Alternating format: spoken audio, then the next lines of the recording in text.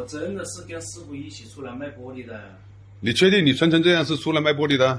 是的，我跟师傅一起约好老板娘的。今天下雨，把衣服淋湿了，老板娘叫我先到她房间来洗个澡。你师傅呢？